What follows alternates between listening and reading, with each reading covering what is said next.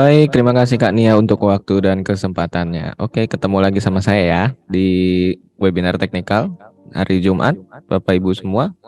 Saya akan membawakan materi untuk 1 jam ke depan itu tentang rahasia menggunakan stop loss ya. Jadi lebih ke menentukannya ya. Jadi gimana caranya kita akan menentukan stop loss dengan cara yang baik dan benar. Oke, Kak Nia, di sini share screen saya sudah kelihatan ya. Sudah muncul, Mas. Oke, jadi untuk di webinar saya, jadi ini saya akan selalu membacakan ya risk disclosure and warning. Jadi mohon diperhatikan untuk informasi yang akan saya berikan hanya sebagai saran umum atau educational purpose. Karena informasi atau saran yang diberikan hanya bertujuan untuk keperluan edukasi semata dan bukan financial advice bagi keperluan pribadi Anda. Kami juga tidak memberikan bantuan atau perencanaan investasi dengan imbal hasil yang dijanjikan apapun kepada traders. Oleh karena itu, setiap saat Anda harus mempertimbangkan kelayakan nasihat sebelum Anda bertindak lebih jauh. Forex, gold, dan indeks merupakan instrumen produk dengan leverage dan dapat menyebabkan resiko yang sangat tinggi dan tidak cocok untuk semua orang. Kerugian dapat melebihi deposit awal Anda, sehingga Anda harus merencanakan setiap transaksi perdagangan forex, gold, dan indeks untuk mempertimbangkan resikonya terlebih dahulu guna memenuhi tujuan investasi Anda yang lebih ideal. Kami menyarankan Anda mencari advisor secara mandiri. Strategi dan teknikal yang digunakan dalam presentasi ini hanya sebagai contoh. Kami menghimbau bahwa histori masa lalu tidak sepenuhnya menjamin dalam memprediksi secara akurat ke depannya. Oke. Kita udah pahamin ya soal risk disclosure and warningnya. Oke. Oke, slideshow-nya kelihatan ya. Oke. Jadi di sini sebenarnya bukan rahasia sih, cuman lebih ke sharing ya, berbagi caranya. Bagaimana sih menentukan stop loss dan take profit yang akurat gitu. Dalam arti akurat nih kita punya reasonnya yang jelas gitu. Kenapa stop loss dan take profit itu sering jadi masalah kalau kecolek gitu kan. Nah, oke. Nah, stop loss dan take profit ini pasti sering dengar kalau Bapak Ibu trading ya. Pasti di MetaTrader tuh ada yang namanya SL sama TP. Nah, definisinya tuh apa sih sebenarnya stop loss dan take profit? Jadi stop loss dan take profit itu bukan setting angka sekian terus posisinya ke close dalam keadaan untung atau rugi ya, tapi lebih ke tindakan. Jadi ini konsepnya dulu kita tahu ini adalah tindakan itu, bukan oh ini kita pasang stop lossnya di sini terus posisinya ke close gitu kan. Terus ternyata dicolek lah gitu. Atau ini memang ada stop loss hunternya dan sebagainya. Enggak, tapi lebih ke konsepnya dulu. Kita pasang atau menentukan stop loss itu sebuah tindakan nih. Kalau misalkan harganya melewati level yang kita beri acuan untuk penempatan stop loss, nah itu adalah tindakan untuk membatasi kerugian itu. Jadi dari mindsetnya dulu nih, ini mindsetnya kan buat membatasi kerugian supaya kerugiannya tidak berlebih gitu. Dan untuk take profit itu adalah tindakan untuk mengambil keuntungan pada level harga tertentu yang telah kita tentukan gitu. Nah, fungsinya apa sih kalau misalkan kita menggunakan stop loss dan take profit? Nah, itu fungsinya lebih ke lebih tenang gitu ya, ngejalanin eksekusinya gitu. Trading plan-nya kita lebih jelas, saya mau keluar dalam keadaan rugi sekian di level harga sekian. Kalau saya dapat profit, saya mau ngambil profitnya di level harga sekian. Nah, jadi kalau kita nggak memahami konsepnya, stop loss taruh di sini, take profitnya di sini, itu malah nanti kalau stop lossnya mau kena, malah digeser-geser gitu. Karena apa? Karena kita tidak setuju dengan konsep stop lossnya gitu. Kita cuma tahu pasang stop lossnya, kita tentuin di situ di level harga segitu. Terus pas stop lossnya mau kena, kita nggak rela digeser gitu. Nah, karena kita tidak tahu konsepnya. Konsepnya kan sebenarnya kalau di sini yang saya jelasin adalah konsepnya adalah untuk membatasi kerugian gitu. Jadi setelah kita sudah termindset, oh ini ternyata untuk membatasi kerugiannya segini, ya udah berarti kalau kena ya udah jangan digeser gitu. Take profit juga sama. Oh, ini take profitnya mau kena, ya udah kenain aja, berarti memang sudah sesuai dengan plan kita gitu. Gitu. Jadi jangan digeser gitu. Nanti ternyata kalau take profitnya kita geser, kita jauhin, malah nggak kena take profitnya, malah berbalik kena stop lossnya gitu. Nah, itu yang sering terjadi karena mau bagaimanapun juga kita tidak bisa memprediksi atau menebak ya. Jadi market itu sesuai dengan keinginan kita gitu. Kita maunya 2000 pips ke bawah, ya belum tentu dapat gitu. Bisa aja marketnya geraknya cuma 500 pips. Oke, next slide. Nah, gimana sih menentukan stop loss dan take profitnya? Jadi untuk menentukannya ini ada dasar sama referensinya gitu. Nggak bisa cuman ikut-ikutan gitu. Ada mungkin Bapak Ibu di sini pernah ya ada yang ikut sinyal provider, entah di Telegram, WhatsApp atau di Discord dan sebagainya. Biasanya kan mereka kasih postingan ya, atau mereka chat gitu. Aussie USD buy, stop lossnya di sini, take profitnya di angka sekian gitu kan. Nah, itu ada dasarnya gitu. Nah, tapi ketika kita nggak tahu dasarnya apa, referensinya apa, berarti kita hanya memasrahkan modal kita kepada si signal provider tersebut gitu. Nanti endingnya overallnya loss atau overallnya profit, ya itu kita nggak tahu alasannya kenapa gitu. Tapi alangkah lebih baiknya kita mengetahui dulu nih referensinya, penempatan stop lossnya di situ tuh apa, take profitnya apa gitu. Oke. Jadi kalau stop lossnya stop loss dan take profit itu tidak didasari dengan referensi yang baik, ini pasti sering kejadian stop loss itu lebih sering kena atau dicolek gitu. Udah dicolek harganya baru sesuai bergerak dengan analisa atau trading plan yang kita buat gitu. Misalnya kita mau nge-sell, harganya naik ke atas, stop lossnya dicolek, baru harganya lanjut turun. Itu pasti sering kejadian tuh. Atau lebih sering kena gitu kan.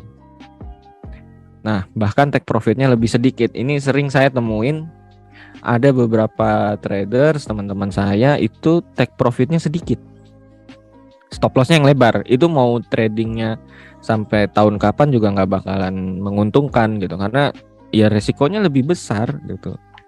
Intinya kalau misalkan kita trade rugi $10, untungnya $1 buat apa gitu. Lebih besar resikonya, mendingan nggak usah dieksekusi gitu. Nah, ini karena kita tidak mengetahui dasar dan referensinya. Nah, bagaimana sih tujuan malam ini yang saya ingin sampaikan adalah stop loss yang baik itu harus lebih kecil dibandingkan dengan take profitnya gitu. Awalnya memang sulit gitu karena kita merasa kalau stop lossnya kecil gampang kecolek dong gitu. Ya enggak juga, kalau referensinya bagus itu lebih jarang kena gitu. Karena kita akan cenderung entry di titik-titik yang probabilitasnya dia akan besar berbalik arah gitu. Jadi konsep referensinya untuk menempatkan stop loss yang baik itu harus lebih kecil memang gitu. Oke, jadi untuk eksekusi buy atau sell kita akan lebih cenderung sabar. Kita akan termotivasi untuk menunggu gitu. Karena kita akan memikirkan resikonya dulu nih, stop lossnya harus bisa sekecil-kecilnya dan take profit sebesar-besarnya. Itu kan biasanya para pedagang maunya gitu ya, untung sebesar-besarnya, rugi sekecil-kecilnya gitu kan. Nah, itu kan konsep trading atau konsep berdagang yang sebenarnya kan seperti itu gitu. Tapi kenapa kejadian di lapangan malah ingin stop lossnya sebesar-besarnya, take profit sekecil-kecilnya? Itu kan yang nggak make sense gitu. Oke. Jadi kalau kita udah tahu, punya referensinya, stop lossnya di mana, take profitnya di mana, itu bakalan sangat nyaman gitu ngejalanin trading plan-nya, dan kita nggak perlu sering buka tutup chartnya, grafiknya gitu, atau nggak sering sampai begadang ngeliatin MetaTrader gitu. Itu udah capek lah gitu. Sedangkan kita punya aktivitas yang lain. Nah, ini yang tadi saya sebut juga. Jadi selama ini banyak traders menggunakan stop loss dan take profit ini hanya ikut-ikutan gitu, sinyal berbayar atau analisa orang lain tanpa mengetahui kenapa sih stop lossnya harus ditaruh di situ gitu, dan take profitnya kenapa di sini gitu. Jadi malam ini kita akan belajar bareng-bareng ya. Jadi kalau yang mengikuti webinar saya sebelumnya, ini pasti selalu ada namanya pola dasar pergerakan harga. Jadi pola ABCD. Pas harga bullish, jadi dia akan ada candle, mayoritasnya candle naik ya. Nah, kan terus kemudian ada gerakan turun, ini gerakan minoritasnya.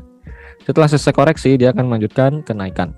Nah, begitu juga ketika bearish, akan gerakan penurunan ini akan didominasi dengan candle-candle berwarna merah dan dia akan melakukan koreksi naik dengan dominasi minoritas candle hijau. Nah, setelah selesai dia akan melanjutkan penurunan lagi. Oke. Nah, ini kan sebenarnya pola simpel, pola dasar, tapi kalau misalkan saya kasih tanda seperti ini akan mulai paham ya gitu. Oh, ternyata stop lossnya taruhnya di sini gitu. Take profitnya taruhnya di sini gitu. Jadi nggak asal ikut-ikutan. Nah, kalau gambar gini kan mungkin pasti pada ini ya, pada merasa oh ini kan ilustrasi, gampang aja taruh stop lossnya di situ gitu kan. Terus ini kan apa ya? Grafiknya udah terbentuk. Ini gampang kalau memperagakannya seperti ini. Oke, itu saya paham karena memang kalau kita trading asli real time itu kan sebelahnya kosong, nggak seperti ini. Tapi paling tidak gitu, ilustrasi ini terbentuk karena histori yang sebelumnya sudah terjadi dan pola itu selalu berulang-ulang. Nah, sekarang kita next slide. Oke, ini adalah referensi stop loss dan TP kalau misalkan menggunakan price action. Jadi buat Bapak Ibu yang pernah ikut webinar saya di minggu yang lalu, ini saya sempat ngejelasin minggu lalu atau minggu lalunya lagi ya. Jadi saya sempat bawain soal price action. Jadi kalau di price action itu kan kita lihat dari bawah ya. Ini saya kasih anotasi. Jadi di sini ada low, high, oke, terus harga terkoreksi turun membentuk higher low. Nah, setelah dia membentuk higher low, dia akan break high yang ini. Dia akan membentuk higher high lagi dan high yang sebelumnya ditembus ini akan menjadi higher low yang baru. Nah, ketika kita sudah menandai area support dan resisten seperti ini kan sebelumnya menjadi resisten, kemudian di sini dia berubah menjadi support. Nah, ketika dia mendekati area support ini, kita bisa mencoba untuk entry posisi buy. Karena apa? Strukturnya bullish. Harga kecenderungan membentuk low yang lebih tinggi, higher low ini. Nah, ini kan kalau kita tarik garis miring ke atas gini ya, pakai trend line. Nah, ini kan akan bikin higher low. Oke. Nah, ketika dia ada di support yang baru, resisten yang berubah menjadi support. Di sini kita bisa mencoba untuk buy. Nah, stop lossnya di mana? Stop lossnya ini bisa di bawah higher low yang sini. TP minimalnya ketika dia break high yang ini juga bisa kayak gini. Jadi kalau kita melihat ini resikonya lebih kecil, tapi dia juga menawarkan reward yang lumayan gitu sampai atas. Nah, ini jelas ada perbedaan jaraknya ya. Kalau ke sini mungkin anggap aja 30 pips. Nah, di sini bisa misalkan 2 kalinya ya 60 pips. Nah, jadi kalau misalnya kita sudah paham referensinya, kenapa kita buy, terus stop lossnya di mana, TP-nya di mana, ini bisa kita gunakan lagi berulang gitu. Berulangnya di mana? Oke, ini saya clear lagi. Oke, di sini ada higher high, di mana dia berperan sebagai resisten, kemudian di sini menjadi supportnya. Nah, di sini kita bisa melihat, oh ternyata dia nanti akan ketahan lagi di sini seperti pola yang ini. Oke. Berarti di sini akan menjadi higher low yang baru, maka saya bisa menaruh stop lossnya itu di bawah resisten juga gitu. Di resisten ini juga bisa berperan menahan harga untuk turun. Oke. Nah, misalkan stop lossnya dari sini ke sini 10 pips. Saya nggak mau resikoin banyak-banyak gitu, 10 pip. Nah, 10 pips. Ke atasnya ini bisa sekitar 50 pips. Nah, ini kalaupun kena stop loss ini nggak banyak gitu, 10 pip paling cuman sekitar $1 gitu kan kalau yang lotnya 0,01. Nah, poinnya adalah gini, kita tahu referensinya jelas gitu bahwa harga kalau turun ke sini kemungkinan tertahan, baru kita masuk gitu, baru pasang stop lossnya di bawah sini. Nah, karena apa? Resisten tersebut bisa berubah menjadi support yang akan menahan harga untuk melanjutkan kenaikan tren bullishnya. Nah, oke. Dari sini kan kita bisa melihat ya, ini kan kalau sebelah kanannya kosong, tapi kita sudah menganalisis, kita sudah memetakan di mana besar kemungkinan harga akan berhenti terkoreksi untuk sebelum melanjutkan kenaikannya. Kita minimal udah tahu ya referensinya kalau menggunakan struktur bullish dari price action. Jadi untuk naruh stop lossnya kita udah tahu stop lossnya di sebelah mana dan referensinya apa. Oke. Nah, ini contoh. Ini saya bikin ilustrasi berdasarkan realnya. Oke. Jadi di sini saya ngelihat ya, di sini ada pola dia naik dari sini A. Kenapa A-nya dari sini? Karena di sini dia mulai kenaikan. Ini kan ada candle merah. Ini saya sebut dia sebagai awal mula kenaikannya dari sini. Ini saya bikin di sini adalah titik A. Oke. Berarti di sini dia selesai naik. Ini titik B-nya. Berarti kan ketika dia turun ke sini, berarti kan ini ingin terkoreksi sampai titik C. Nah, setelah itu kita bisa mengambil posisi buy karena ini masih membuat struktur bullish. Jadi dia bikin higher low ya, sini higher low, sini higher high. Ini juga higher high sebelumnya kan di sini. Kenapa saya makanya tulis di sini adalah higher low karena di sini sebelumnya higher high yang berhasil ditembus. Nah, di sini berarti bisa menjadi calon higher low yang baru. Nah, di mana saya harus menaruh stop loss? Ya saya taruh stop lossnya di bawah higher low sebelumnya. Karena ini berpotensi akan menahan harga untuk turun. Jadi kalau misalkan dia turun ke sini, stop lossnya besar kemungkinan masih jauh gitu. Untuk sekedar dicolek itu masih jauh gitu. Jadi dia masih bisa berpotensi untuk naik hit take profitnya. Oke, hasilnya gimana? Kita next ya, kita lihat. Sip. Nah, ternyata kan take profitnya kena. Kenapa take profitnya di sini? Oke, jadi ini bisa saya jelasin karena kalau di ilustrasi sebelumnya kan take profitnya bisa di higher low sebelumnya ya, higher high, di higher high berikutnya kan berarti harusnya higher high-nya itu di atas ini. Nah, harga ini bisa ke sini. Oke, ini kalau misalkan harusnya ya. Jadi biasanya itu market memang polanya dapat berubah-berubah dan tidak pasti. Nah, ini adalah rahasia yang akan saya ajarkan di mana untuk menjaga-jaga take profit itu tidak sampai ke higher high. Maka high di sini, ini saya bilangnya high ya. High di daily ini adalah target minimumnya. Oke. Minimumnya ke sini. Jadi dia bisa kena sini terus turun.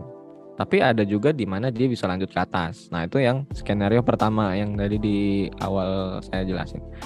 Tapi ada juga kondisi di mana misalkan ya fundamental mengambil alih gitu. Dalam arti misalkan di sini Bank Swiss mereka akan menaikkan suku bunga ya, saya berarti take profitnya sebelum kena high-nya ini saya harus take profit.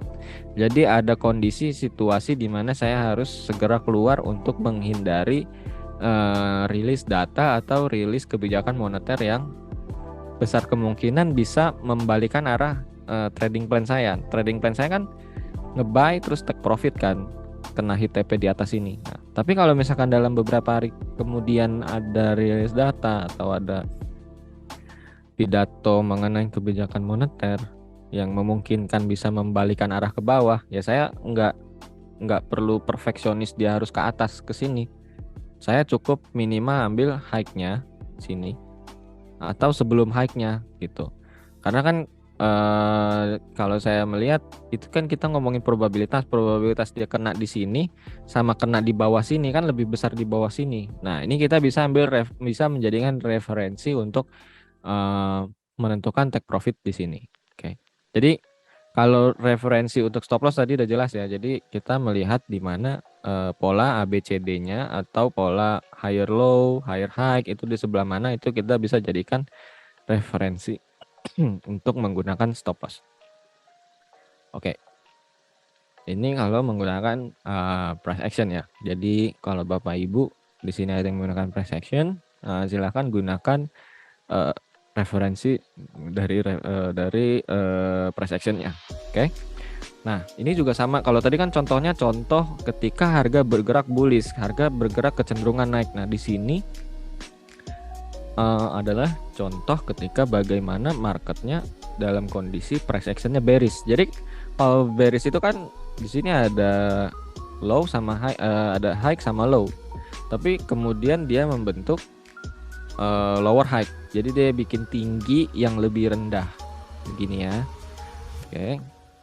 Kemudian setelah dari low sini harga akan membentuk lower low lagi dan lower low lagi. Nah, jadi dia akan membentuk rendah yang lebih rendah ke bawah. Oke. Nah, ini bisa kita jadikan referensi. Jadi ketika harga terkoreksi naik, oke, kita misalkan di sini ya, di sini ada ilustrasinya, kita sell di sini, kita sell. Oke, stop lossnya minimal di atas lower high yang sebelumnya gini. Nah, ini kan ada lower high-nya nih, kita garisin gini. Oke. Nah, stop lossnya di sini, di atas lower high sebelumnya. Nah, gimana caranya kita bisa mengukur stop lossnya? Kita bisa melihat ya jarak dari lower high yang sebelumnya ke lower high yang sekarang. Itu paling tidak dari titik kita entry kita bisa menghitung ini berapa pips gitu. Misalkan di sini oh ini 40 pips. Oke. Terus pergerakan ke bawah lower high ke lower low ini misalkan 80 pips deh, jangan 60 pips. 80 pips berarti kan kemungkinan potensi dia selesai koreksi ini juga ke bawahnya 80 pips lagi. Nah, jadi misalkan kita sudah mengukur nih dari sini kita sell di harga berapa, misalkan 75 0,75 gini. Ke atas ini 40 pips gitu, 0,754. Sorry. Di sini berarti 0,754. Itu kan 40 pips. Ya udah, stop lossnya di sini. Jangan digeser. Ini plan-nya karena kita akan membentuk sebuah skenario di mana harga ini selesai terkoreksi akan melanjutkan trend bearish-nya gitu, dan ke bawahnya ini mengikuti 80 pips-nya ini. Berarti ini bisa ke berapa? 0,0696 ya. Tuh, jadi bisa berpotensi 697. Nah, jadi dia bisa ke TP-nya di sini 0,697 gitu. Oke, jadi kita tahu rasionya adalah di sini lebih kecil si stop loss-nya daripada si TP-nya. TP-nya harus lebih besar dari stop loss-nya gitu. Jangan sampai yang salah itu adalah gini. Stop loss-nya 100 pip. Oke. TP-nya cuman 30 pip. Ini mau trading kayak gimana pun juga pasti bakalan MC gitu, karena ruginya 100, profitnya cuma 30 gitu. Mau berapa kali posisi juga ini endingnya rugi, modalnya tetap tergerus gitu. Jangan sampai stop lossnya itu lebih besar dari take profitnya, harus take profitnya lebih besar gitu. Dan jangan berkecil hati kalau stop lossnya kena. Kalau misalkan stop lossnya 10 pips terus TP-nya misalkan 20 pip. Nah, ini misalkan kena SL hit. Nah, satu trade nih kita rugi 10 misalkan. Trade berikutnya hit TP. Nah, hit TP 10-nya udah mengcover SL hit ini. Cover. 10-nya lagi itu udah plus profit gitu. Jadi ini kenapa harus lebih besar TP-nya daripada SL-nya. Coba kalau misalkan SL-nya 100, TP-nya 30. Nah, ini SL kena, berarti udah minus 100. Terus kalau sekalinya TP kena, ini masih minus 70 gitu. Jadi akan capek kerjanya gitu, capek. Istilahnya kita udah stop lossnya terlalu lebar, durasi trade-nya jadi lama, dan endingnya tetap nggak nguntungin. Dan kalau loss lagi malah makin tambah banyak, minus 170, minus 270, kalau kena lagi makin gede. Nah itu kenapa makanya stop loss harus lebih kecil daripada take profitnya gitu. Tapi kan susah Pak gitu, atau susah Mas ya, harus sabar nunggu sampai benar-benar sesuai dengan strategi trading kita gitu. Kalau waktunya kita harus nge-sell atau nge-buy dan dia selesai fase koreksinya, maka kita nggak ada salahnya untuk masuk. Tapi jangan sampai kita nge-sell nge-buy itu tidak memikirkan resikonya gitu. Kalau misalkan kita nge-sell-nya masih di sini, berarti kan stop loss-nya makin besar. Nah, makin banyak dari sini ke sini kan makin besar. Tapi kan beda kalau kita dari sini. Ini kan lebih kecil resikonya. Nah, itu. Makanya kalau kita mau entry itu lebih pikirin dulu resikonya. Kalau resikonya oke, resikonya kecil, risknya kecil, oke kita berani masuk. Tuh, jangan sampai risknya terlalu besar dan entry-nya terkesan maksa. Nah, itu yang bahaya. Nah, contoh seperti ini. Oke. Ini kita tunggu sampai naik. Oke, ini kita gambarin ini high. Oke, di sini ada low, terus dia jadi lower high di sini. Terus di sini udah lower low ya. Lower low, ini lower low. Di sini berarti berpotensi jadi lower high. Nah, kalau kita sudah melihat ini berpotensi jadi lower high, oke, stop lossnya di atas ini. Stop lossnya kan berarti kecil segini. Oke, terus penurunannya sepanjang ini. Atau paling nggak dia ngelewatin minimal lower low-nya deh di sini. Nah, kalaupun kita mau trading, ini tetap lebih besar TP-nya gitu, karena dia punya jarak lebih jauh dan jarak stop loss-nya lebih dekat. Tapi besar kemungkinan probabilitasnya dia berbalik arah juga besar gitu. Tapi kalaupun kena kita nggak rugi-rugi amat gitu. Jadi konsepnya gitu, kalau kita mau pasang stop loss kita pastiin dulu, oh ini struktur price action-nya udah memenuhi. Terus misalkan ada Bapak Ibu yang pakai indikator, boleh jadiin indikator tersebut sebagai referensinya. Kayak gitu kita akan bahas di slide berikutnya. Oke, nah ini kalau yang pakai indikator moving average ya. Kebetulan saya pakai moving average. Nah, oke. Ini kalau misalkan ada Bapak Ibu yang pakai moving average, referensinya itu nggak perlu pakai price action, pakai moving average-nya. Nah, ini seperti yang saya lingkarin di sini.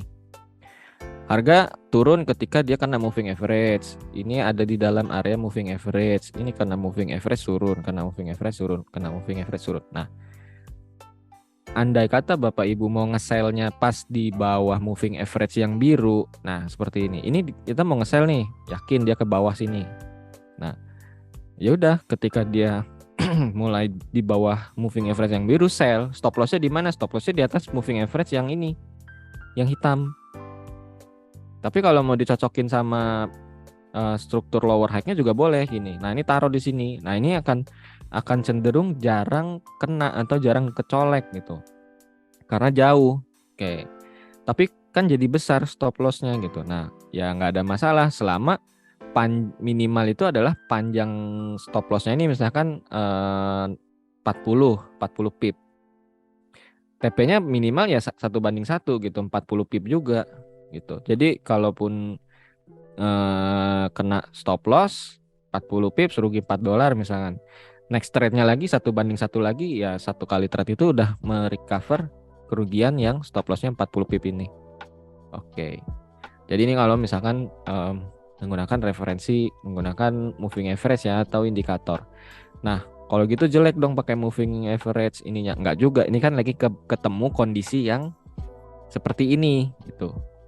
Tapi kalau lagi kita mendapati kondisi yang seperti ini juga stop loss-nya kecil. Stop loss-nya di mana? Stop loss-nya kan bisa ditaruh di atas ini. Nah, misalkan kita nge-sell di sini ya, sell-nya di sini.